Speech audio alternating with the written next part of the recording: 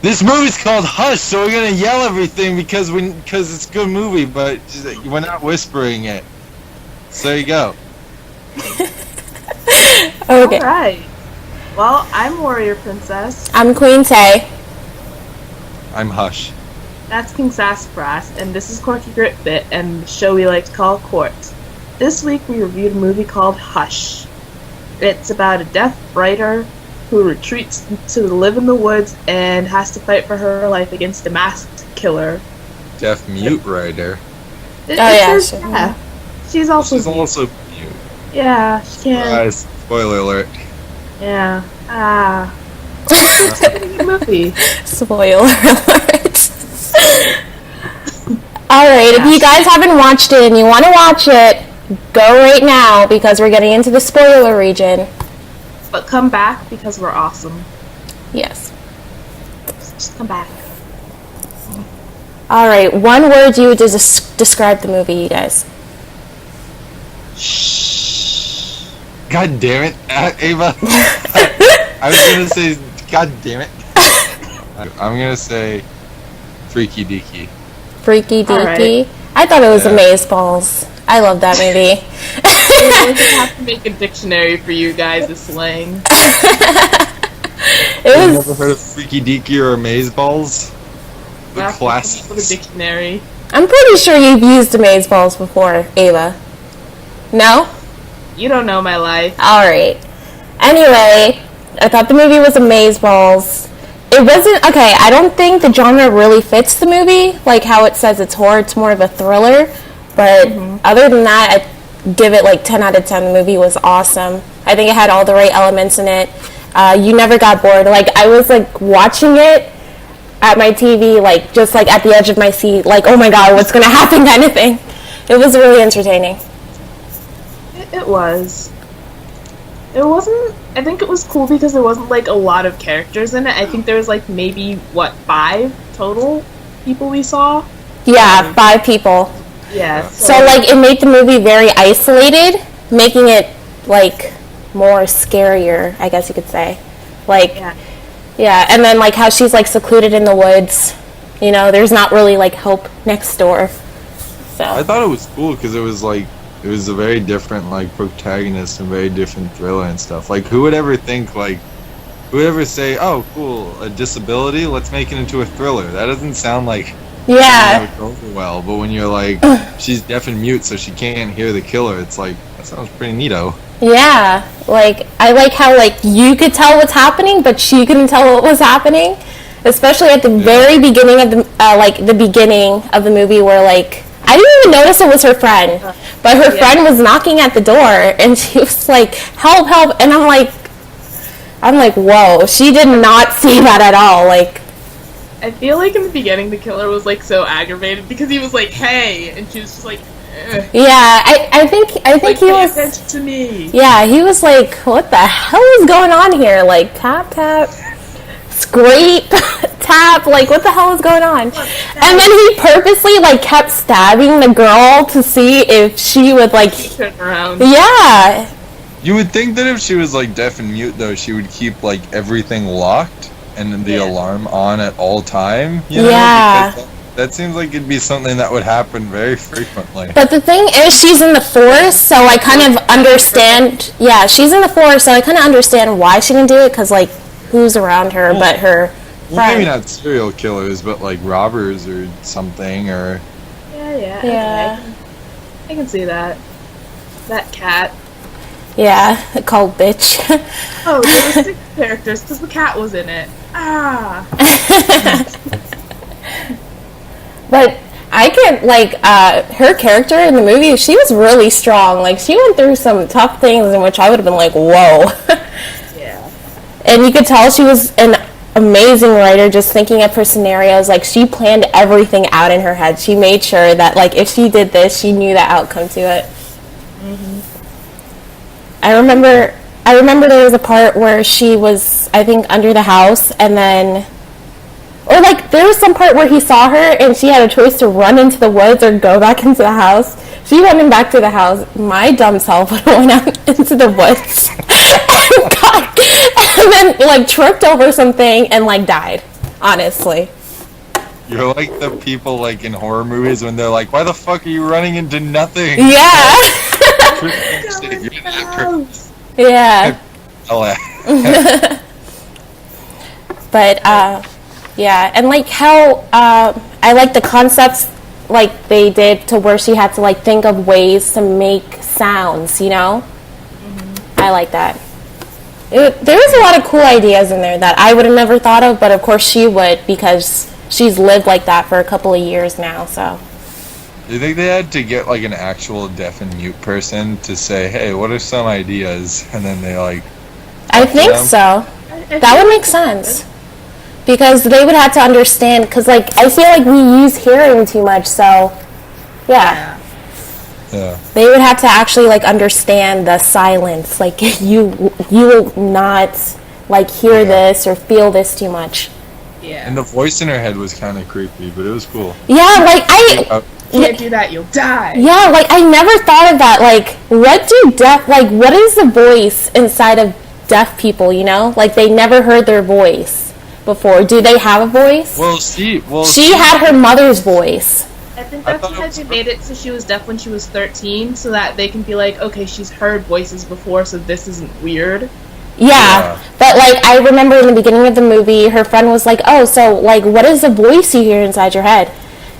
She was like, "Oh, it's my mother's," and I was like, "Oh, that's weird." That's why it sounded more of like when she was thinking, it was like, "No, don't do this," you know, like it sounded more of like a mother talking to you instead of like yourself. Yeah, I get you. Yeah, It but was still cool. yeah, this movie was really good. I like everything in it. Everything. Closed a lot of loopholes, which I think was cool. Like there was Yeah.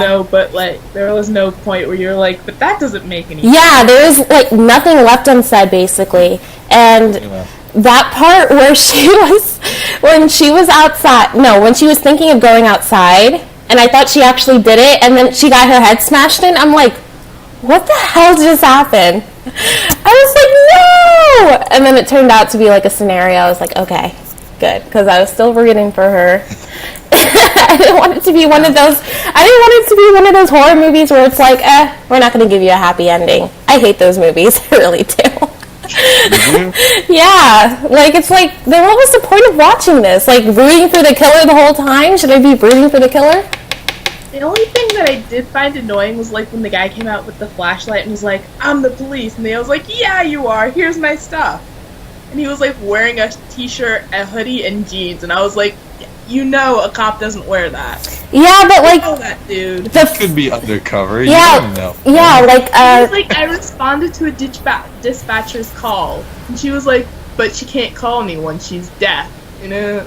yeah, but the first thing we tend to do is trust people, but then he started to like see all the signs, so he wasn't dumb. Taylor, I trust no one. All right, Ava, that's you. But if I saw that and like I was worried, the lights were off, and somebody was there, I'd be like, "Oh my God, what happened?" kind of thing. Taylor, throw rocks. I did hate the part where, because at this part I was kind of like, come on, where he started to find out that he was probably the killer or some shit, like, and then he had the rock behind his back and he was about to just like go and knock him out or like bash his head in, and then she started banging on the door. I'm like, oh shit.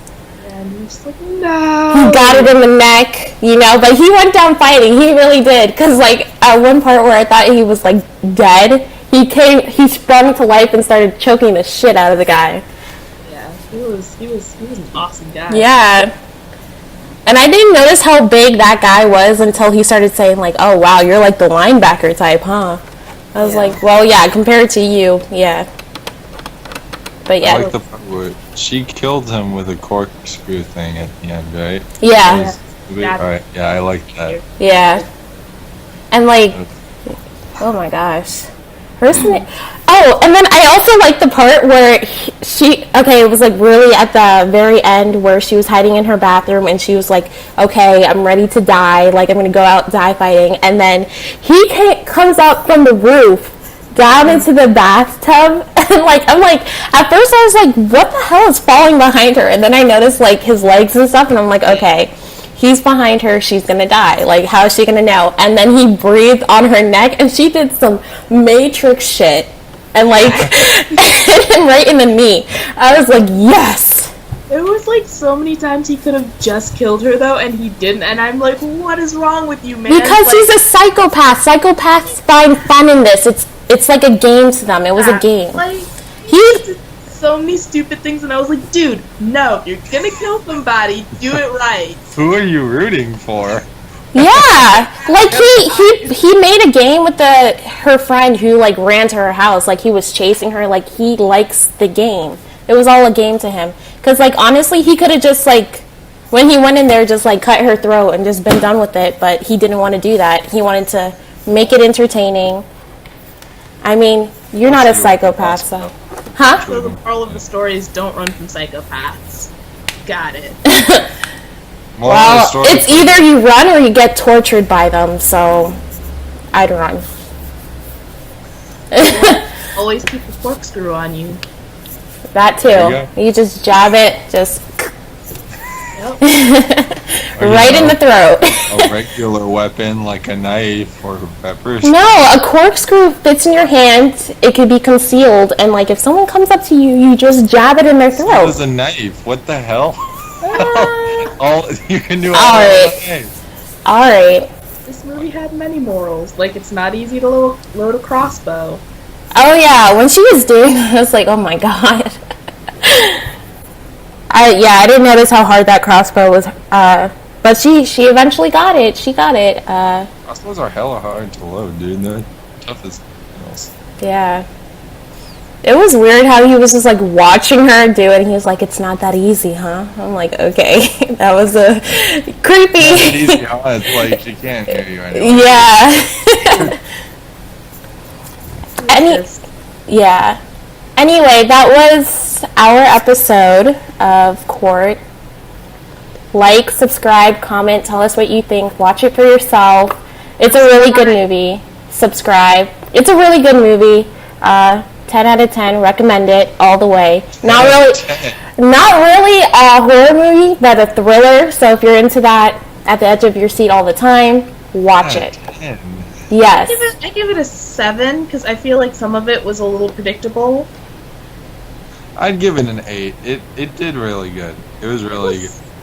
It was really good, but I feel like some parts were just like too perfect where I can just be like, oh, this is what's gonna happen next. I only give it an 8 because I gave Jurassic Park a 9, and I don't think it's on the same scale as Jurassic Park. Alright. They're like two different genres. Still. Alright, Joey. Jurassic Park's- Joey, it's on a scale of 0 to Jurassic Park.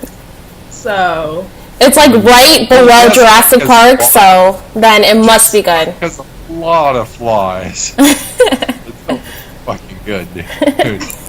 Holds up. you know, it's just a really good movie. You should go watch it. But just know that there are some parts where it's just a little bit predictable. Anyway, I hope you guys liked our episode. We'll see you next Friday. Bye! Bye!